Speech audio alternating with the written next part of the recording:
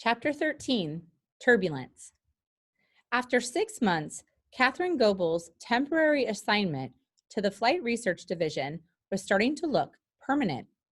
At the beginning of 1954, Dorothy Vaughan sat down with Catherine's boss in the division. "Either give her a raise or send her back to me," Dorothy said. Although Catherine had spent only 2 weeks in the West Area Computing Office when she first arrived at Langley, she was still Dorothy's responsibility. The way Dorothy saw the matter, Catherine should either be classified as a permanent member of West Computing and continue to rotate through other temporary assignments, or she should become an official member of the Flight Research Division. Even though the manager Catherine reported to was not an advocate of women in the workforce, the meeting ended as both the manager and Dorothy Vaughan knew it would. Catherine received an offer to join the division full-time with an increase in salary. The engineers who worked with Catherine realized that she was a keeper soon after she showed them her mathematical skills. Her familiarity and higher-level math made her versatile addition to the branch. The Flight Research Division was a collection of high-energy, free-thinking, aggressive, and very smart engineers. They spent their time not in the wind tunnels, but with live aircraft. They were serious about their work. The head of the Flight Research Division had actually trained a test pilot in order to improve the quality of his research reports. The division was the kind of place that would not show patience to anyone, male or female, who took too long to figure out how things were supposed to be done. Fortunately, Catherine Goebel's natural curiosity and her confidence in her own mathematical ability gave her the courage to ask the engineers a lot of questions. They didn't hesitate to explain what they knew. They spent a good part of their lives thinking about flight, and they could talk about it endlessly. Branches within the Flight Research Division investigated different topics, such as planes that could travel faster than the speed of sound, and even ones that might be capable of flying into outer space. One of the tasks of the Maneuver Loads branch, where Catherine worked, was to examine safety concerns and investigate plane crashes. A bumpy ride. Catherine's first assignment in the group was to help figure out what went wrong in an accident involving a small Piper propeller plane. The plane, which was flying alongside in an unremarkable fashion, literally fell out of the clear blue sky and crashed without apparent cause. The National Advisory Committee for Aeronautics received the plane's flight recorder, a device that tracks an aircraft's speed, acceleration, altitude, and other measures of flight. The information was essential to figuring out what had happened. It was Catherine's job to analyze the photographic images of the plane's instruments, recorded in very small increments of time. Hour after hour, day after day, she looked through a film reader, studying what was happening to the plane before the crash. She learned that the propeller plane flew in a path perpendicular to that of a larger jet plane that had passed through the area a few minutes before. The engineers set up an experiment, recreating the circumstances of the accident, flying a test plane into the trailing wake of a larger plane. The data from that experiment also arrived on Catherine's desk. It was eye-straining, monotonous computer work, but Catherine loved it. When the engineers analyzed Catherine's work, they were fascinated to recognize something they hadn't realized before. The data showed that the air disturbance caused by a jet that flew past could trouble the air for as long as half an hour after it had passed through.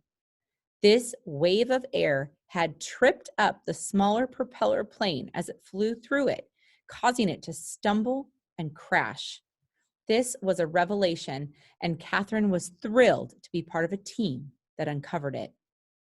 The research done by Catherine and the engineers on the team led to changes in air traffic regulations, requiring minimum distances between flight paths to prevent similar accidents. Catherine thought the report was one of the most interesting things she had ever read. She also felt satisfied to have helped such an important project. This experiment carried out by the Langley Research Center used colored smoke rising from the ground to make visible the airflow or turbulence from the wing during flight. From the beginning, Catherine felt at home at Langley. She took a genuine liking to her new colleagues who were opinionated, high energy, and interesting. Best of all, as far as Catherine was concerned, they were smart as whips. Like other Black people, Catherine was aware that discrimination existed at Langley just as it existed in other areas of life, but she made the decision to block it out of her daily routine. She refused to allow herself to worry about it too much. When she first took the job, she didn't realize the bathrooms were segregated. Not every building had a colored bathroom, and the ones for the white women were unmarked. As far as Catherine was concerned, there was no reason why she couldn't use the unmarked bathrooms as well. The next challenge. After they had been living in Newsom Park for 2 years, Catherine's husband said, "I want to move our girls out of the projects." Living in the subdivision where they first arrived in town had made it possible for the family to become part of the Black community in the area very quickly.